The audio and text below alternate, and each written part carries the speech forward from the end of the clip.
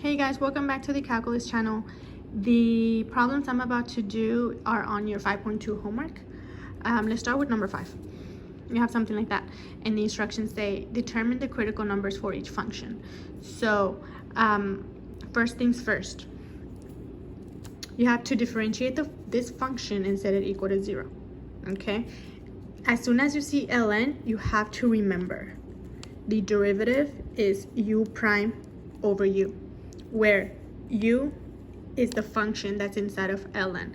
So I would have f prime of x is equal to the derivative of x squared minus 4 is 2x all over the original. That's super easy. And set it equal to 0. So whenever you solve for that, you find your critical numbers. And remember, critical numbers happen when your function is equal to 0 or when it is undefined. So we have to set your numerator equal to 0, because if your numerator is equal to 0 and the denominator is just a constant, then the answer is 0, right? We also have to set the denominator equal to 0, because if we have a constant on your numerator and 0 on the denominator, then it's undefined. So critical numbers by definition happen when the first derivative is equal to 0 or undefined. So we already have our two equations, and now we just solve. Here we know x is 0. Here we have x squared is equal to positive 4. Once I move over the 4, right, take the square root and we have plus or minus 2. So far I have x is equal to negative 2, 0, and 2. Last step. These are potential critical numbers, right? But you have to double check that they lie in the domain of your original function. You can do this graphically or just by plugging in. I'm just gonna do it graphically. A quick sketch of my original function up here. This function f of x, ln parentheses x squared minus 4, looks something like this. You have asymptotes at negative 2 and 2. Makes sense because that's gonna make the 0 inside the parentheses, and ln of 0 does not exist. It's undefined. And it does something like that.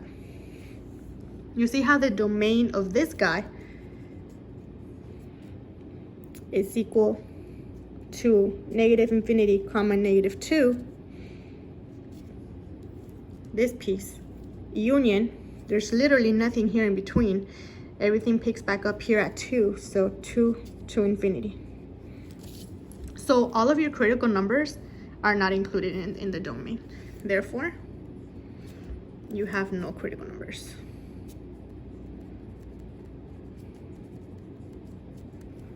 Okay, so that's your answer. All right. Number 6, you have something like this. Same story. Let's go ahead and find the first derivative, set it equal to 0, and all that fun stuff. First off, I see a radical, so I'm going to rewrite it as raised to the 1/2. Now I can use the chain rule because I have this function inside the square root function. So remember, chain rule is when you have a function inside a function. So chain rule says do the outside function first, so bring over the 1/2 to the front, leave the inside alone, take 1 away from your exponent, and 1/2 minus 1 is negative 1/2. Always multiply and take the derivative of the inside, and derivative of x squared minus 9 is 2x. Simplify. This 2 will cancel with this 2 down here, and the negative exponent, you guys know that you have to bring it down here to the denominator. So keep everything straight. Make this a fraction if you have to make everything a fraction, so you know what stays on your numerator and what stays in your denominator. Please do it. So the 1 is invisible, so I'm not going to write that. All this mess, I'm now going to move it to the denominator while also rewriting the 1/2. Okay, and this 1 is invisible. Now here x is still part of your numerator and the 1 is invisible. Set it equal to 0. Okay, so set both your numerator and denominator equal to 0. So that's already done. I don't have to do anything there. And set your denominator equal to 0 because that will make it undefined, right? Square both sides. So we have x squared minus 9 equals to 0. Move over the 9. You have x squared equals to 9. I was about to write down the final answer. Take square root, x is equal to plus or minus 3, okay? So your potential critical numbers are 0, positive 3, and negative 3. Again, you can verify by graphing it and just making sure that all 3, or maybe just these 2 and not this one, or vice versa, are in the domain of your original function. I'm just going to show you on the calculator. I already graphed it. You guys can see that negative 3 and positive 3 are included in the domain, but 0 is not. So 0 is not going to be part of your critical numbers. So your only critical numbers here are negative 3 and positive 3. Okay, so that's your number 6. All right, the next one we are going to do is number 7. First of all, I see that the domain here are real numbers because this is a polynomial, so it's continuous everywhere. So I don't have to check if my critical numbers lie in the domain because I already know ahead that they will. So let's go ahead and do the first step. Find the derivative of this polynomial. So you have 6x squared plus 2x minus 20. Set it equal to 0 and solve for your answers.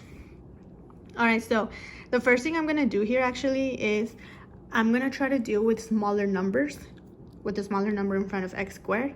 So what I did is I divided every single term by 2, and I have 3x squared plus x minus 10 equal to 0. Factor, so I have 3x and x up front. Two numbers you can multiply and get a negative 10. First ones that come to mind are 5 and 2. And remember, at this point, whenever you're factoring with the coefficient in front of x squared, other than 1, it's just a playing game. You have to switch things around until you get what you want. So let's test out 5 and 2. Well, first of all, it has to be a negative 10. So one of them needs to be negative, one's positive. So I'm gonna say this is minus and that's plus, okay? Negative 5 times 2 is negative 10, so that's perfect. Now I have to make sure that I get this invisible one here in the middle in front of x, right? Well, how do I do that? Multiply the outside coefficients. 3 times 2 is 6. Always add, and then multiply the inside coefficients. Negative 5 times this invisible one is negative 5. Between plus and minus, minus wins. So you have 6 minus 5, which is 1. And hey, that's exactly what we have here. So it works. So that's how you factor it. So now, set each factor equal to 0 and solve. So this one's really easy to do. Negative 2, right? This one, move over the 5 first. So 3x is equal to positive 5, and then divide by 3.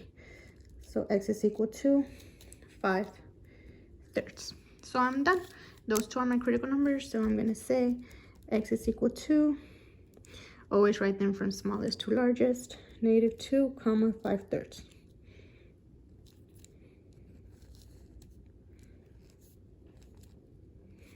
Okay. Next one, number 10. It's a little blurry, sorry. Okay. First of all, you have to do product rule there. Because you have x times ln x, you have two different functions. So h prime of x is equal to product rule. Take the derivative of the first term, or the first function, sorry. Derivative of x is just 1. I'm not going to write it because it's invisible. Leave the second function alone. Always add. Now vice versa. Leave the first guy alone. And derivative of the second function, which in this case is ln. Derivative of ln x, remember, is u prime over u, where u is the inside. So derivative of x is 1. I'm not going to write it. Over Well, actually here, let's write it. 1 over x. Okay, you always divide by the original. These cancel. So you have h prime equals 2 ln x plus 1. Okay, set that equal to 0 and solve for x. So move over the 1 and I would have ln x equal to -1. Get rid of ln.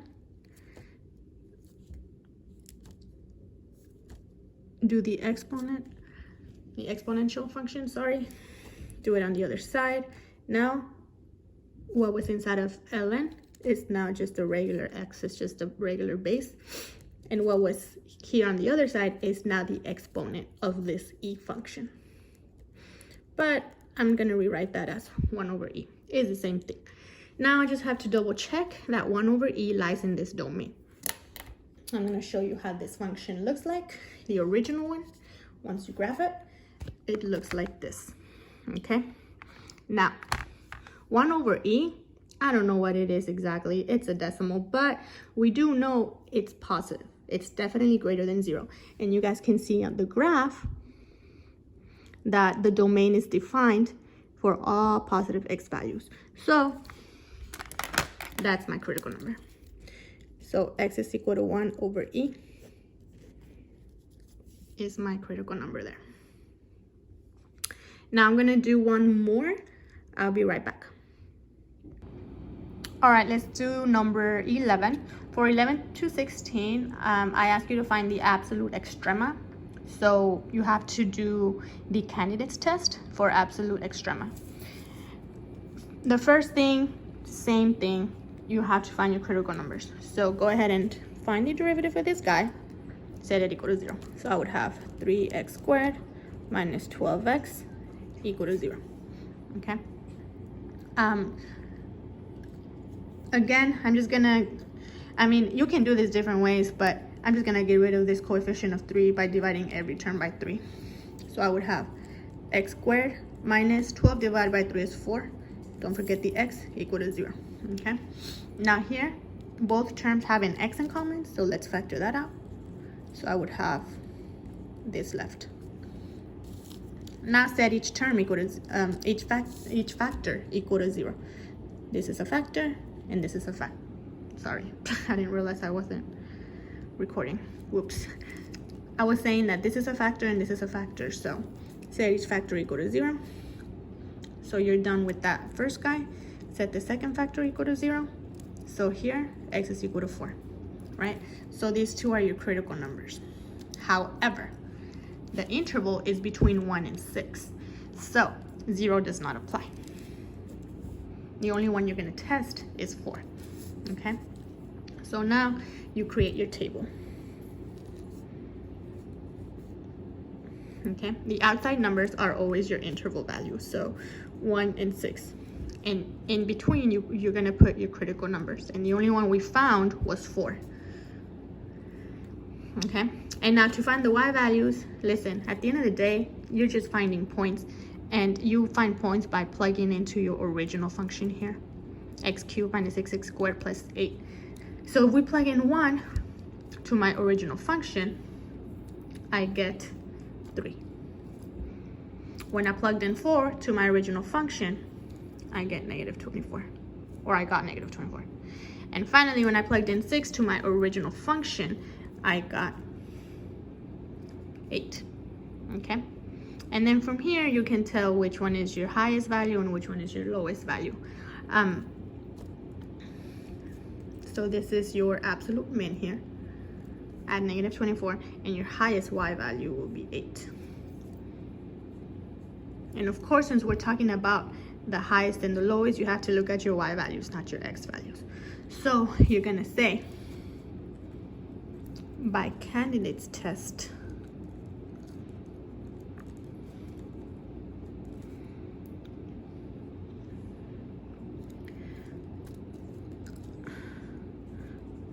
y has an absolute max at 6,8, or you can just say y has an absolute max of 8 rather than the whole point. and an absolute min at 4, negative 24.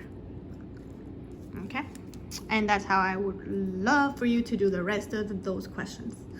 I will help you in class tomorrow. Bye.